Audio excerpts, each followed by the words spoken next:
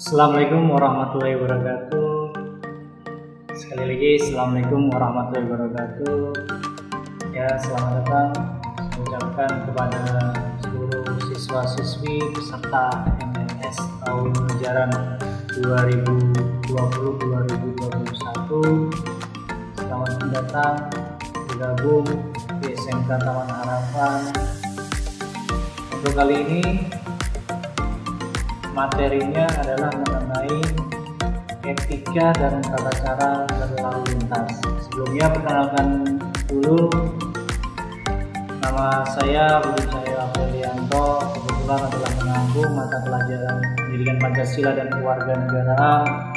Untuk di kelas 10 nanti akan bertemu dengan saya di pelajaran sejarah Indonesia. Materi mengenai tentang etika dan tata cara berlalu lintas itu sangat penting.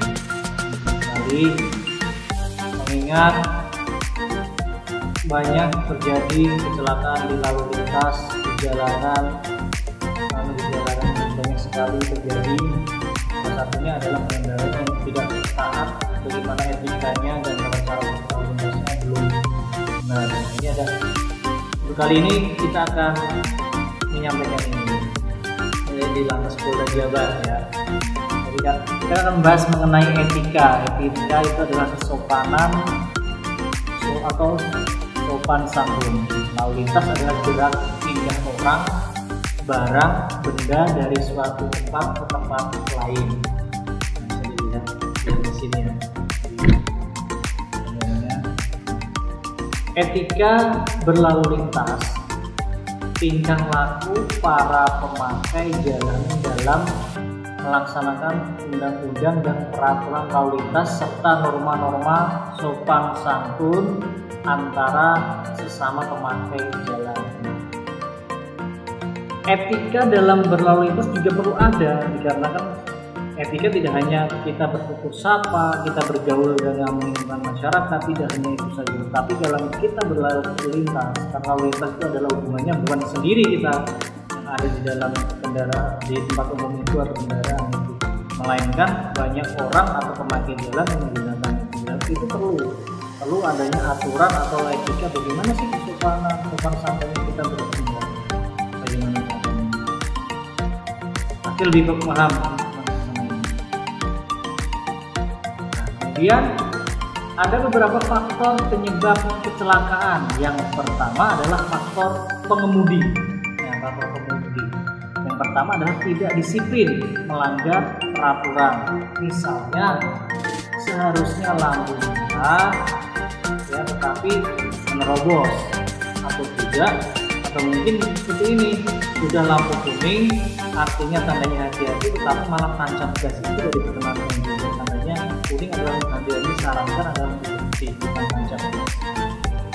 Kemudian emosional atau tidak sabar, daya konsentrasi kurang terampil dan ngantuk atau lelah. Ini adalah faktor yang paling dominan dan paling sering terjadi. Emosi karena sudah tidak sabar, karena berangkat sekolahnya atau berangkat kerjanya terburu-buru, sehingga siswa atau seorang itu cenderung emosional, tidak sabar, main sudah saja yang akhirnya menimbulkan kecelakaan. Dalam mengendara itu perlu, makanya ketika supaya tidak terlambat, ya lebih awal datang dari rumah sehingga lebih berhati-hati dalam mengendara, lebih enak. Karena efeknya kita yang merasakan sendiri. Nah, kemudian daya konsentrasi kurang. Ini biasanya bisa saja ngantuk dalam perjalanan, ngantuk segala. Itu seharusnya harus istirahat terlebih dahulu, ya, jangan langsung dipaksakan untuk melakukan aktivitas. Kemudian mabuk atau pengaruh obat atau miras. Yang dimaksud di sini adalah pengaruh obat itu adalah obat-obat yang dilarang. Kalau misalkan karena pengaruh obat yang batuk terus minum obat batuk, ya tidak. Yang dimaksud di sini pengaruh obat adalah pengaruh obat yang dilarang atau penyalahgunaan narkoba. Miras ini justru sangat membahayakan sekali apabila orang yang mabuk atau pengaruh obat atau miras ini berkendara, baik itu mengendarai sepeda motor maupun mobil maupun kendaraan yang lain, itu membahayakan. Sangat-sangat membahayakan. bukan untuk dirinya sendiri, tapi untuk orang pengguna jalan yang lain. Bahkan pengguna orang jalan kaki pun itu bisa terkena imbas. Kemudian yang kedua adalah faktor kendaraan. Yang tadi adalah faktor intern dari si pengendara itu. Sekarang yang kedua adalah faktor kendaraannya. Yang pertama adalah tidak layak jalan atau tidak layak jalan, ban pecah, remnya tidak berfungsi sebagaimana mestinya, lampu tidak berfungsi, atau bahkan divariasi. Ini tidak boleh seharusnya. Melebihi muatan bukan peruntukan. Melebihi muatan misalkan ini sebagai sepeda motor, memakainya 3 orang atau 4 orang, itu motor atau banana boat. Yang namanya kendaraan sepeda motor ya layaknya maksimal ada 2 orang. Nah, bukan peruntukan. Kemudian ban pecah nih, makanya yang perlu diperhatikan sebelum mengendara ya harus dicek bagaimana mesinnya, bagaimana bannya, remnya gimana, lampunya nyala atau tidak. Karena kenapa? Kalau misalkan lampunya tidak nyala ketika ditilang atau diberhentikan oleh polisi lalu lintas, nanti menyalahkan yang antara salah sama yang benar saja berdebatnya nih, berdebat. Dan kemudian melebihi muatan yang tadi seperti yang tadi. Jadi banyaknya yang seharusnya 2 orang dimuatkan 3 orang. Kemudian yang ketiga adalah faktor jalan, yaitu jalan sempit, bergelombang, tikungan, tanjakan atau menurun. Nah, ini biasanya di jalan juga di sini kayak bergelombang dan tikungan, tanjakan itu biasanya sebelum jarak 50 meter itu sudah ada tandanya, rambu-rambu lalu lintasnya sudah ada. Itu perlu diperhatikan juga. Tidak hanya main kendaraan sepeda motor, main kecepatan, tetapi tidak memperhatikan rambu-rambu lalu lintas yang ada di depan. Itu sangat membahayakan, tidak hanya membahayakan diri sendiri, tapi membahayakan dari orang lain juga. Kemudian ada faktor cuaca, hujan, licin, kabut. Nah, diusahakan ketika hujan yang meneduh, hujan. Karena takutkan hujan itu akan mengakibatkan genangan air dan licin serta ada kabut, pandangan mata yang sangat terhalang sehingga mengakibatkan jalanan tidak terlihat, pandangan mata ada terbatas. Oleh karena itu lebih baik kalau kondisi cuaca seperti ini tidak memungkinkan jalan baik sepeda motor maupun kendaraan lainnya, jadi diharapkan untuk berhenti atau menunggu kondisi terlebih dahulu atau menunggu cuaca lebih memungkinkan atau memungkinkan untuk melaksanakan perjalanan atau melanjutkan perjalanan. Itu ada beberapa faktor ya yang menyebabkan kecelakaan. Kemudian pada saat mengalami peristiwa kecelakaan lalu lintas, tindakan yang dilakukan itu apa? Apakah hanya ditolong saja? Apakah disiplin saja? Apakah ya udahlah biarin, siapa suruh dia jalan dengan seperti itu saja? Ada juga yang pertama adalah jangan panik. Misalkan saya tidak panik ya mungkin pasti yang namanya panik pasti. Kemudian emosi, nah emosi itu dijaga. Tapi kalau emosi ya biasanya saling menyalahkan. Kamu salah, ini seharusnya sen kanan, sen kiri. Nah itu nggak perlu juga. Yang paling utama jangan saling menyalahkan. Ini. Kemudian yang dia bersikap tenang dan waspada. Tenang dan waspada. Kemudian jangan menyalahkan orang lain. Nah ini yang dimaksud yang saya sampaikan tadi, yang maksudnya dari emosi ini adalah jangan menyalahkan orang lain.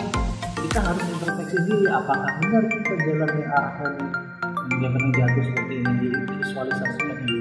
Apakah benar kita beloknya menggunakan sen atau tidak. Jadi harus jangan yang namanya menyalahkan orang lain. Kita harus biasanya itu marah-marah yang muncul. Nah, kemudian yang poin keempat adalah lebih jangan melarikan diri dan bila ada korban segera menolong atau membawa ke rumah sakit.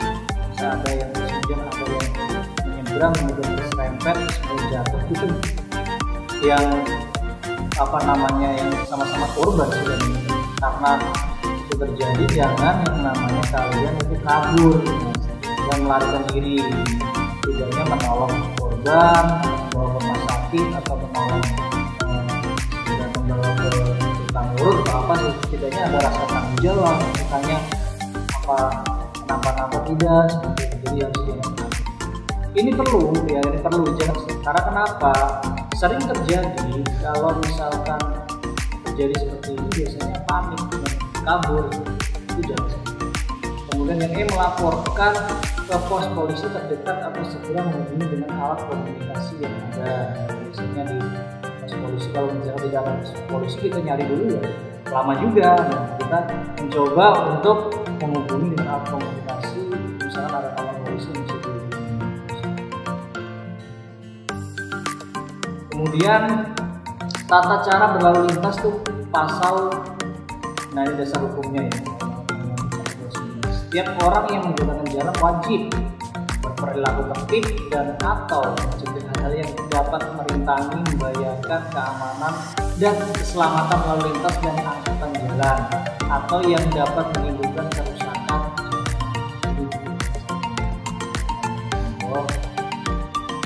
Nah ini contohnya kewajiban pengemudi satu kendaraan, itu wajib memenuhi nomornya dengan wajar dan penuh konsentrasi. Jadi jangan ngebut-ngebut, bayar karena pamer knalpotnya baru, jangan. Ini mengakibatkan kegaduhan tadi emosi. Wajib mengutamakan keselamatan pejalan kaki dan bersepeda. Jadi diutamakan pejalan kaki dan bersepeda. Jangan ya seperti ini juga. Wajib mematuhi ketentuan tentang persyaratan teknis dan lain jalan. Rambu perintah atau rambu larangan itu harus diperhatikan.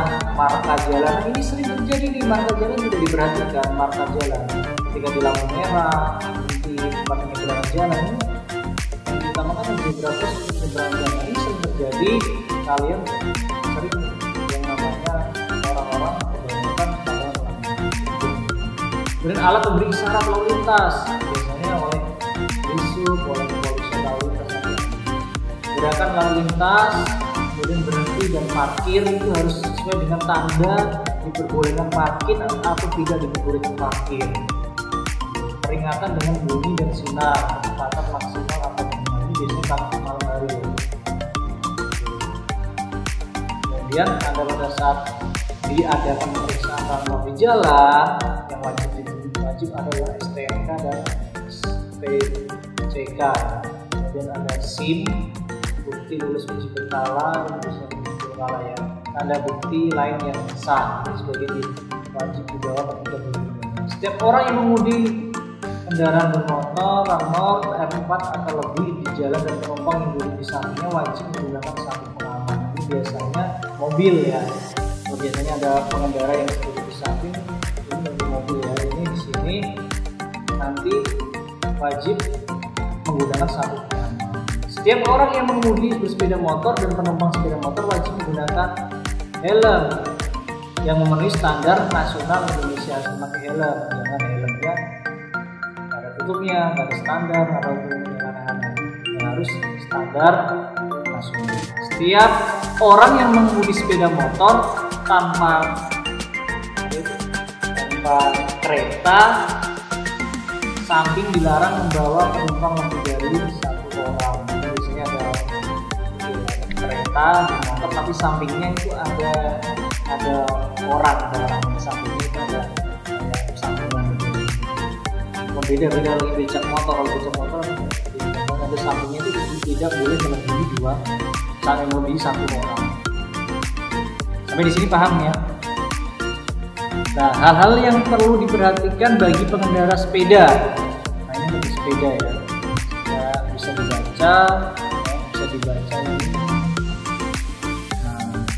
Nah, saja.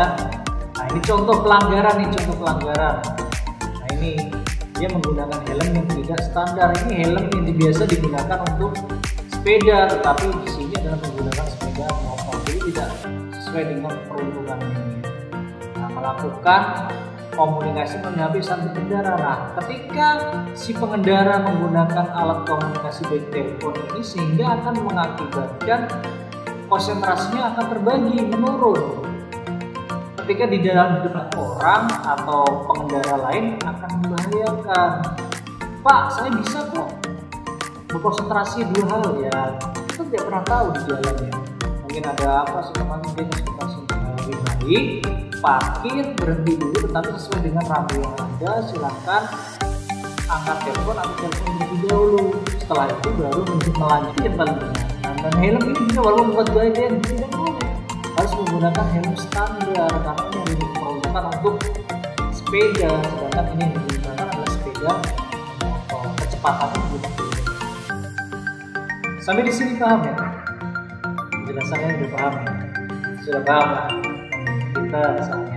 Kemudian penggunaan lampu utama. Kenapa sih Pak? Kenapa siang-siang harus dinyalakan lampunya? Nah ini ada aturannya.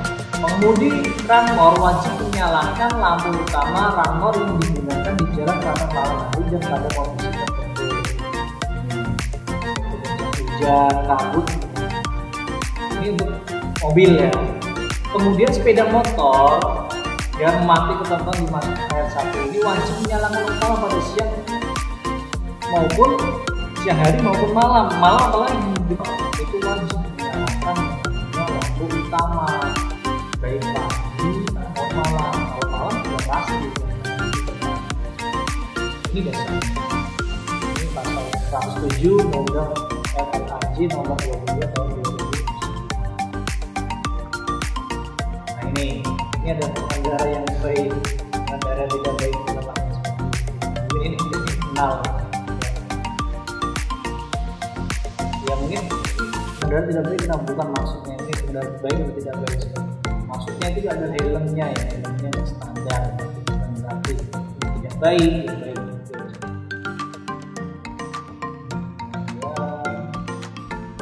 Jalur atau laju lalu lintas. Dalam berlalu lintas, pengguna jalan harus menggunakan jalur jalan sebelah kiri, jangan kanan. Kalau belok kanan, pengguna lajur jalan sebelah kanan hanya dapat dilakukan jika pengemudi bermaksud akan melewati berkendara di depannya atau menyalip. Jadi ketika ada nih kiri, ada misalnya dari kanan itu boleh. Seperti itu dari kanan tujuannya melewati. Dan itu pun harus melihat markanya putus-putus atau menyambung. Ketika markanya itu putus-putus, berarti itu tidak diperkenankan untuk namanya.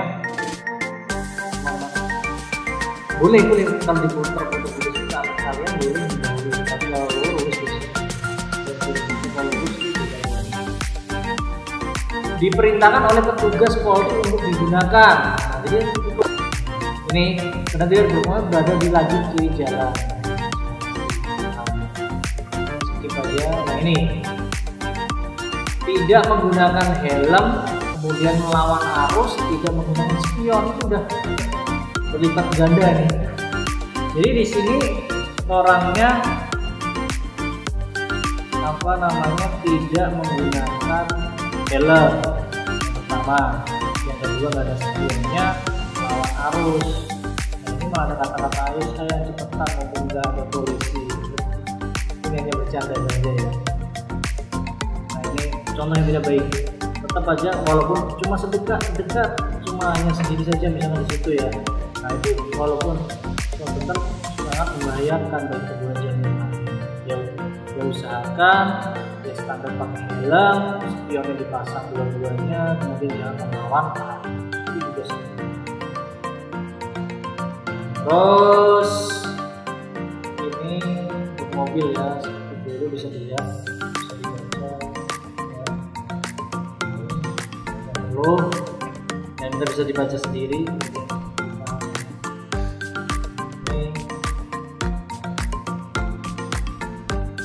Nah ini biasanya ini belokan atau simpangan. Di sini ada pada simpangan jalan yang dilengkapi alat pemberi isyarat lalu lintas, pengemudi kendaraan dilarang langsung belok kiri kecuali ditentukan lain oleh rambu lalu lintas atau alat pemberi isyarat lain. Misalkan belok kiri jalan terus, bukan berarti belok kiri suruh lurus, tidak. Kalau misalkan belok dulu di tengah, mau belok kiri jangan di sini. Nanti kalau misalkan di sini mau belok kanan, nah kalau belok kanan nanti akan menghalangi yang ada. Jadi pertama kan ada zebra cross ini, harus tidak boleh yang namanya melewati batas marka ini. Karena kenapa? Marka ini adalah digunakan untuk setelah marka ini akan ada zebra yang digunakan untuk pejalan kaki. Nah, bagi pejalan kaki, negara ini wajib menggunakan bagian jalan yang diperuntukkan bagi pejalan kaki atau jalan yang paling tepi, biasanya di trotoar ya. Dalam hal tidak terdapat tempat penyeberangan. Kemudian SIM, jenis dan penggolongan SIM. Nah, SIM adalah suatu izin mengemudi. Kalian pasti belum punya ya, karena memang dari segi usia kalian belum cukup untuk memiliki atau memegang SIM. Tapi kenapa Pak? Boleh nggak kalau mengendara? Ya sebenarnya ya nggak boleh, tetapi mau gimana lagi, karena nggak mungkin setiap hari diantarkan orang tua, sedangkan orang tua akan melakukan aktivitas kerja. Jadi karena itu diperlukan yang namanya pasti kalian berkendara, tapi asalkan menggunakan helm standar, membawa surat-surat dan semuanya aman, baru nanti kalian boleh yang namanya menggunakan kendaraan, dan itu pun standar semua. Ini ada penggolongan SIM-nya. SIM A biasanya mobil, B1 biasanya penumpang barang yang juga besar. Kemudian misalnya SIM C itu untuk pengendara atau pengendara pengemudi sepeda motor. SIM D berlaku untuk pengemudi kendaraan khusus. Nanti lebih jelasnya nanti bisa dibaca sendiri. Nah, ini syarat permohonan SIM ya, syarat kesehatan, kemudian bisa dibaca sendiri nih ya. Syarat teori, ya, sudah pernah ya namanya mengantar orang tua atau ikut orang tua perpanjang atau membuat SIM. Jadi kalau SIM C, AD itu minimal 17 tahun, kalau SIM B1, SIM B2, SIM A umum, SIM B1 umum itu maksimal ada 20 tahun dan 20 tahun.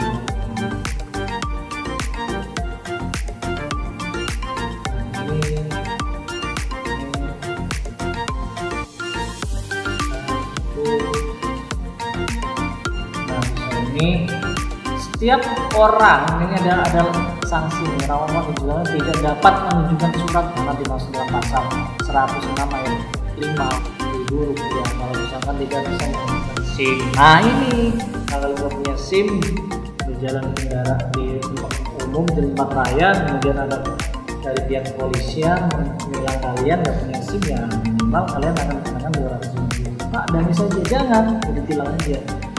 Jangan protes dengan itu kesalahan. Terus ini ada juga aturannya. Nah ini contoh pelanggaran lalu lintas nih. Sudah. Nah ini bertiga nih. Ini seharusnya jalan apa nih? Nggak boleh nih. Nah ada putus-putus. Ini nggak tahu nih. Jalan umum atau jalan tol nih. Ini jalan umum juga tapi terbagi 3 lajur ya. Ini tidak boleh, harus kendaraan harus 2 orang sampai 3 sampai di sini. Nah kemudian contoh pelanggaran juga memakai helm. Nah ini bukan ada aja ini. Aja ini adalah orang tuanya yang diantarkan. Yang depan benar memakai helm, pakai setir, tapi yang boncengnya atau yang diboncengin ini harus memakai helm. Benar ya, tidak ada bagaimana sih kalau segera dipakai kaki ini. Bisa dilihat. Udah, kalau ada pertanyaan nanti bisa tanya atau bisa komentar di kolom di bawah ini atau bisa hubungi saya langsung di sini.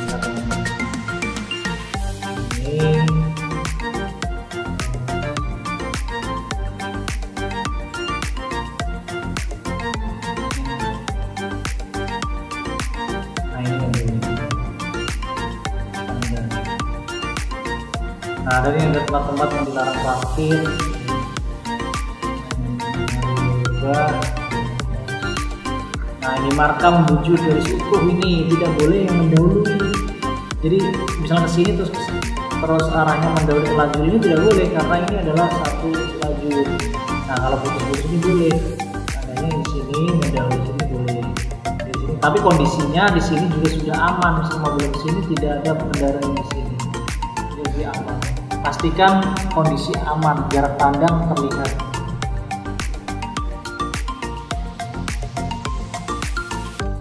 Prioritas ya. Ini ada rambu-rambu peringatan satu bahaya nih ya, ada bisa dilihat ya. Ini keterangannya bisa dilihat, bisa dibaca. mungkin dijelaskan satu ya. Ini juga rambu larangan, ini bisa dibaca, bisa dilihat. Juga rambu amar atau perintah, kanan itu terbalik buat biar kendaraan ya, bisa dilihat. Kemudian ini jalan tol, dan sampai salah sepeda motor masuk di jalan tol.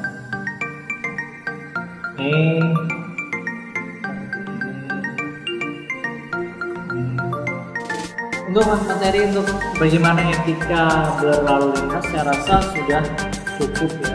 Jadi jangan terlalu banyak, nanti kalau misalkan ada pertanyaan lagi, yang penting adalah bagaimana kita menerapkan dalam kehidupan sehari-hari, kemudian kita melaksanakan, kita ikuti. Gak apa-apa, awam-awam, pelan-pelan. Kata orang Jawa, awam-awam asal pelakon, dalam arti kendaraan pelan-pelan, yang penting sampai tujuan, karena di rumah keluarga bapak ibu menuju di rumah. Jadi berkendara yang sopan santun dengan etika, tidak ugal-ugalan, itu lebih baik ya, karena keselamatan bukan yang penting daripada kecepatan. Kalau mau kecepatan jalan ya ikutlah di sirkuit, ikut kompetisi gitu, seperti itu ada wadahnya tersendiri. Tapi ketika di jalan umum yang menempati atau yang ada dalam masyarakat umum, ini sudah kita mematuhi aturan dan tidak begitu saja. Dalam arti di sini adalah ugal-ugalan semau kita sendiri. Karena penting untuk di kalangan SMK ya, masa transisi dari SMP ke SMK ini ada perlu pendidikan, ini perlu berlalu lintas ini ya. Karena kalian pasti berkendara atau sebenarnya tidak boleh. Nah, jadi ada geng-geng motoran tidak boleh, memang geng motor. Ini kenakalan remaja yang terjadi. Nah, seperti itu ya untuk videonya, atau bagaimana pengulasan mengenai etika kita tetap berlalu lintas. Sampai di sini. Kalau misalkan ada pertanyaan silakan, dan ikuti kegiatan MPLS ini dengan baik. Apa yang didapatkan diterapkan dengan masyarakat. Apabila ada yang mau ditanyakan seperti interaksi, silakan ditanyakan melalui kolom komentar ini, maupun atau bisa langsung ke grup dari MPLS yang sudah dibagi dan ada mentor dari kakak-kakak kelas kalian. Ya, kurang lebihnya mohon maaf apabila ada salah kata dalam penyampaian materi. Saya mohon maaf ya sebesar-besarnya. Wabillahi taufiq wal hidayah. Assalamualaikum warahmatullahi wabarakatuh.